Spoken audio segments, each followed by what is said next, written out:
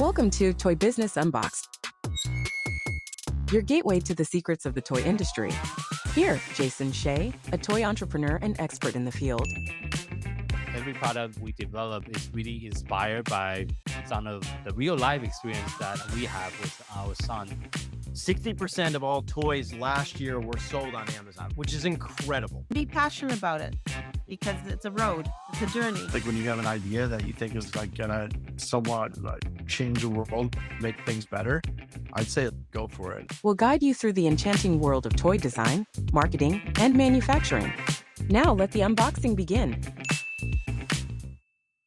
Hi everyone, this is Jason, the host of Toy Business Unboxed. In today's episode, we sit down with Curt, a mastermind behind Smirk and Dagger Games. And Curt's innovative approach to game design combined with emotional storytelling really have created his board game into a different experience that make players feel like they are really part of a movie. And he'll share some of the insight into the power of emotionally driven gameplay and how his marketing really began as early as playtesting. And also he will share some of his thought on the changing landscape, Kickstarter, and how we in the toy and game industry really expand into a broader audience. So thank you so much for joining us on the podcast today, Curt. Oh, my pleasure, Jason. Glad to be here. What made you start this company to begin with many years ago?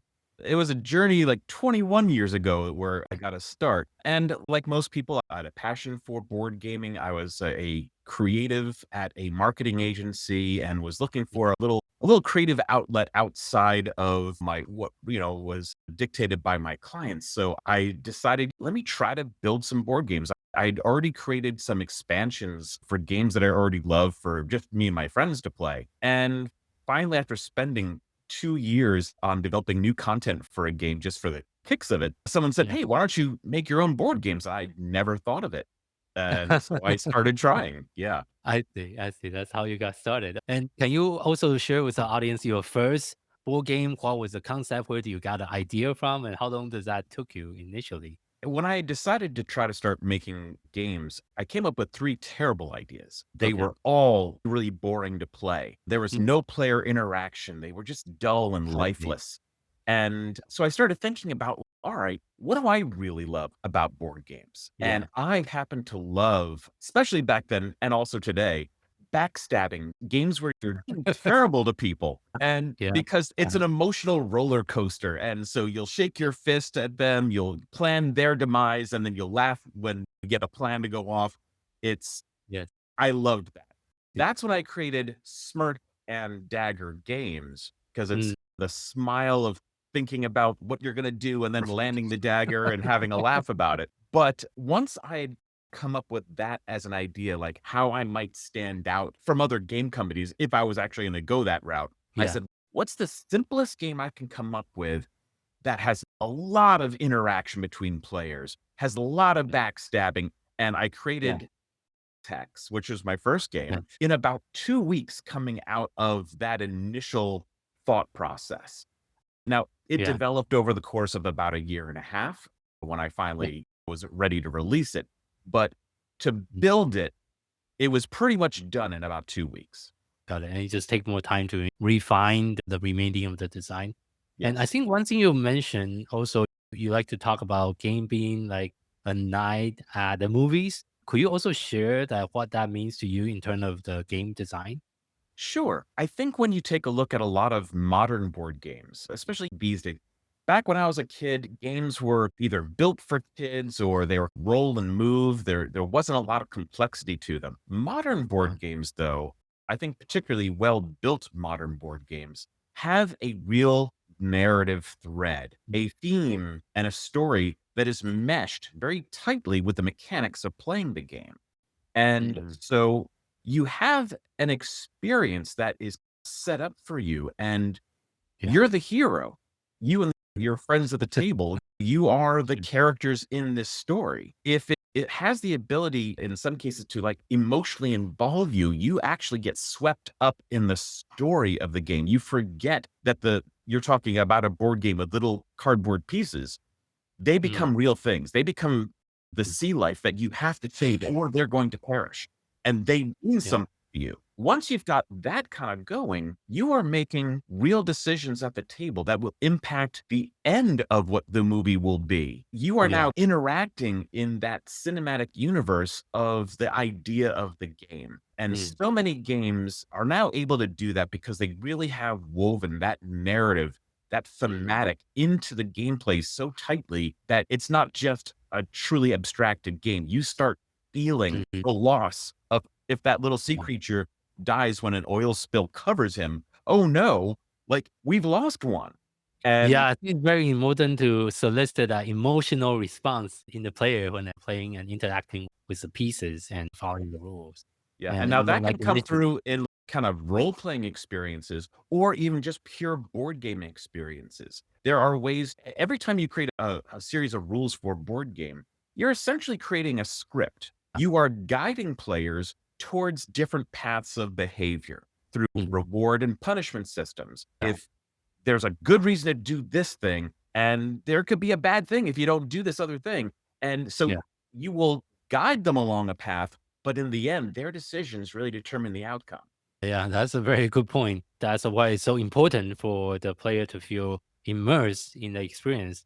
So that way it's a lot more interactive, just like you mentioned. And it's almost like they feel like they're part of the movie they are creating and also have direct impact on the outcome that Yes. they can be part of. And I think one of the things you also focusing on with your company is to focusing on both strategy and storytelling.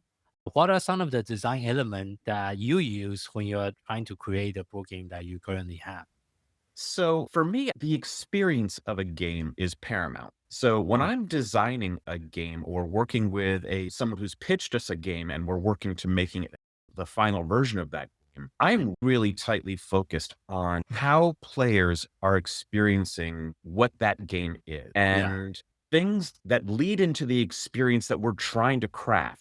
Whether it's a desperate race to save, like I said, save the sea life with our game, The Spill, or Yeah. if it's something where like we are joining together to vanquish monsters or whatever the kind of narrative is, anything that adds to the feeling that I'm trying to create, that's great. Keep it in the game, expand on it, grow it. Anything that's deflecting us from that and making us feel like, oh, like I now have to do math to figure out how I'm going to optimally score. That feels less part of the kind of game experience that I want. Yeah. Okay.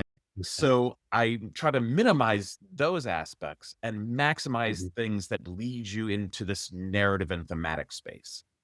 Got it. And I think one thing that is unique with your professional background is you also have background in graphic design and also making cartoon in the past. How does I that do. influence your approach when you are creating the board game that you currently have? What I'll say is I've been able to wear a lot of hats in my company for that reason. It streamlines the process in some regards and allows me to get more finalized artwork and graphic design on the table sooner in the prototyping phase. I think art and graphics not only can help people better understand the rules of a game, but can also help immerse them in the game itself. Itself, Some yeah. images are just evocative and they draw you into to want to pick up the game, but also Yeah. they draw you into the narrative of the game. Having an eye for what those elements that I might want to add to a game just because they help the atmosphere of the game is something I absolutely think of. Yeah, that's a very important. Also, when it comes to marketing, is seems to be start as early as the play testing as well. How do you incorporate some of the feedback during the play testing stages when you are shaping or redesigning your game for it to come to fruition? Yeah, this is something that I talk to up and coming designers all the time about. As you're playtesting a game, and once you get beyond your friends and family and you're sharing it with people you don't know, when that's critical when you're testing a board game because your family won't tell you your baby's ugly. You just, Yeah, you won't get very honest opinion. They won't try to right. protect you. Yeah. But once you start playing with a bunch of people who really are just reacting to your game and not caring about your feelings per se, there are a couple of things I always suggest looking for. One, not to ask at the end of a play test what they thought of it or tell me about X, Y, or Z thing that I'm testing for. Just sit back in silence and wait Oh, for the okay. spontaneous reaction. When you do, you learn a couple really interesting things, which are different than if you if you hand someone a piece of paper and it says, provide your feedback, people want to fill in all the blanks. And even if they don't think there's a problem, if you said, what's the thing that you like least about it, they'll fill in something because we want to complete and do a good job for you. If you sit in silence, what you will hear are their first impressions, their gut checks. And I listen for two critical things. One is I'm listening not for just someone to say, oh, that was fun. That was fun is not good. That was fun means that, yeah, I enjoyed this, but it wasn't that special. Because what you're waiting for is you're waiting for someone to say, dude, when is this coming out?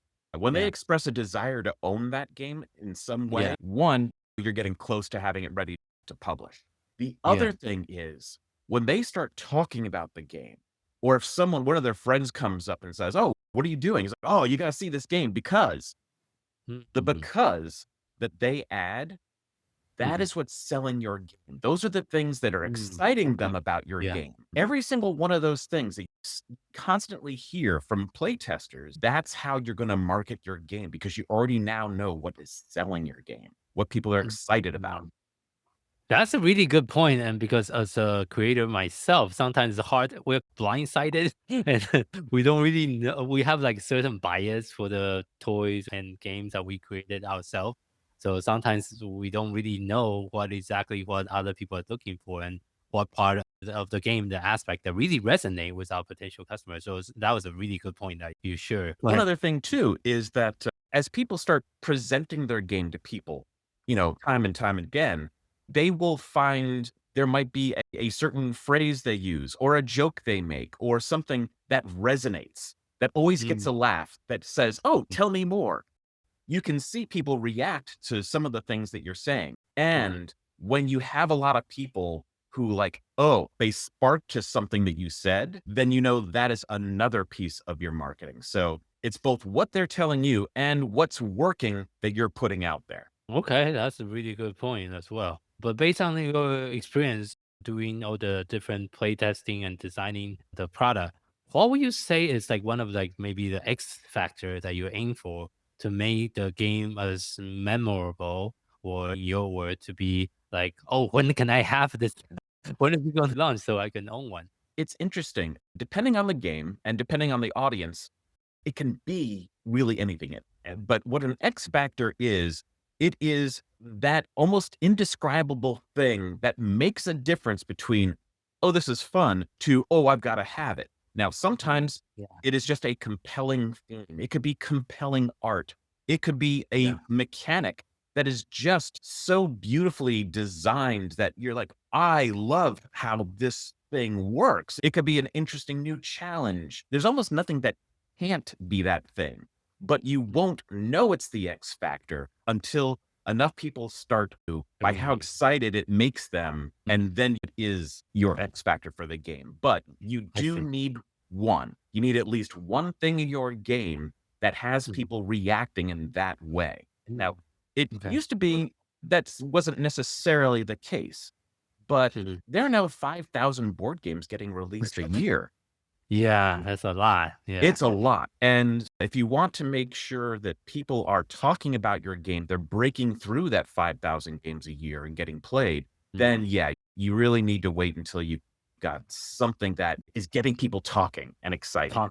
Yeah, that's true. And one of the things that's also really big in the board game industry is definitely Kickstarter. You couldn't avoid talking about it if you're in the space. Yeah. And also Kickstarter as a platform has really involved a lot in the recent year as well. Has that influenced some of your strategy when you're designing the game? I'm going to say yes and no.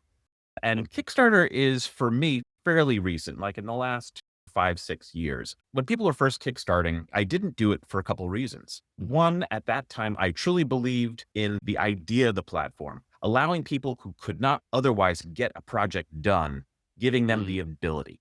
At that time, I could pay for my own board games, so I didn't go seeking funding. So that seemed not appropriate. Then at one point, the retailers who I count on to shelf my games, they were very upset that publishers were going to Kickstarter and didn't want to carry Kickstarted games.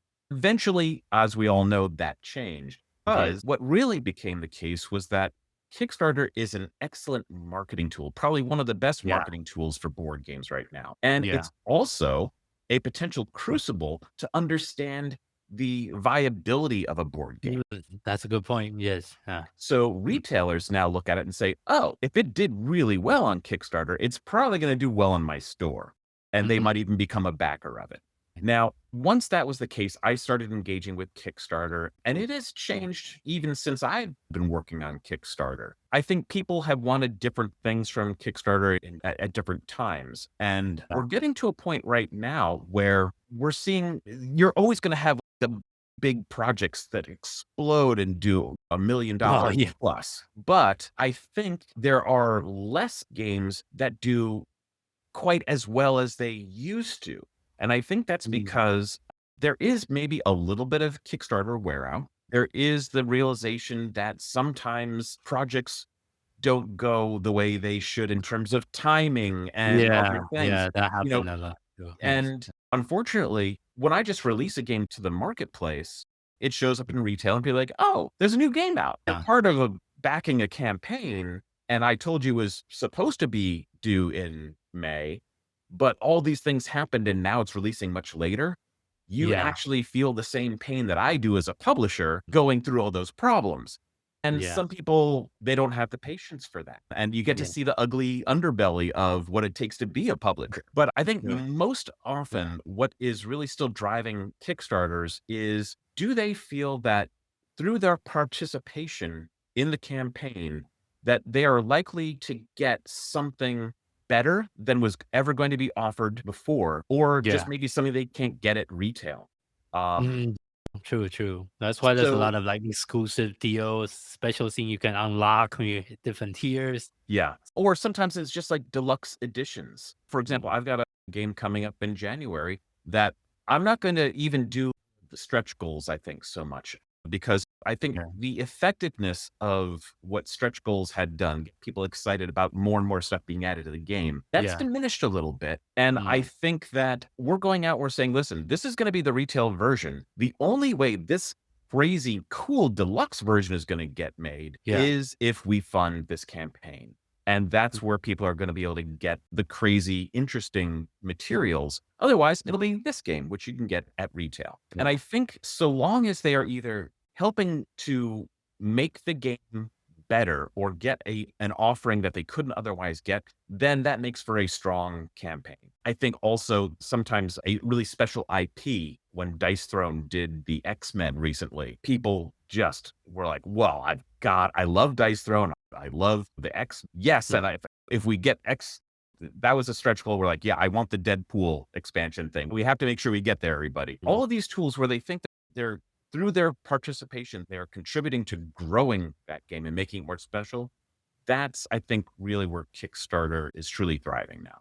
I see. So when you're designing a game right now, what do you find most challenging and also most rewarding about not just serving the hobby gaming industry, but also try to design your game in a way that is also tailored to a broader audience? That's one of the things that I've tried to do throughout my 21 years is find ways to create, I think, deeper modern board games, but that are still really approachable to a casual board gaming audience. And I think a lot of things can contribute to that. One, making sure that it looks welcoming to a wide audience is important. I think in the rule book, using language that doesn't sound like code. If you're a dyed-in-the-wool board gamer, what certain terms might mean, but sometimes if we rely on those terms, we exclude more casual gamers who don't know what card drafting is. Tell me what the process is. You don't always just shorthand to the terminology. Some of it is creating experiences. Again, I feel create an experience or a feeling at the table. When you create a feeling at the table, not only do you elevate the experience to a dry, systematic board game to a involving experience we're all participating in, you also deepen the memories that you share together. You're not talking, when you leave the table, you're not thinking about, oh, if only I did X, Y, and Z, I could have gotten a better score. You're thinking about, man, we almost didn't live from that maze. The monsters almost got us. It's a different conversation you're having coming out of that game. Yeah. And that is the kind of thing that also brings more people into the hobby, because it's not just board games for kids or board games for nerds. It's an experience we can all enjoy. Being able to lower the threshold, make games approachable with the rules, keeping them slim and trim and written for everybody, and creating experiences that a broad audience can enjoy. Those, I think, are the keys. Thank you for sharing that. I think that's a really good point. As well, approaching today's interview toward the end here, one of the questions I like to ask all the guests is, if you had to share just one piece of advice with someone that's getting started in the toy and game industry, what would that be? It's always a big question, right? I think be guided by your passion. There's not just one way to build a board game. There are many ways. And so long as you are finding fulfillment in creating it, you're going to find an audience who appreciates it. And all the pathways may not be all the same. You might do a Kickstarter. You might license it to another publisher. There's a lot of different things that can happen. You might just share it with your own friends and family. But so long as you enjoy the process and you get it out and you get the enjoyment of people's reactions, and that's what drives me to be a publisher, is I love when people show me their enjoyment of the game. And that's what gets me up every morning. So find the passion in whatever you do. Yeah, I think that's a very important piece of advice, because not everything is easy in the publishing space, right? There's always going to be a lot of struggle. There's a lot of problem that you'll face. But if you don't have enough passion and really enjoy what you do, it's going to be a lot of very difficult road ahead, for sure. So, where can people find you online? For sure, at smirkdagger.com. And on Facebook, you can find us at Smirk and Dagger as well. Yeah. Thank you so much for joining me on the podcast today and sharing some of your insight. And for our listeners, thank you for tuning in to this episode of Toy Business Unboxed podcast. We hope you have enjoyed the conversation and find it insightful and inspiring.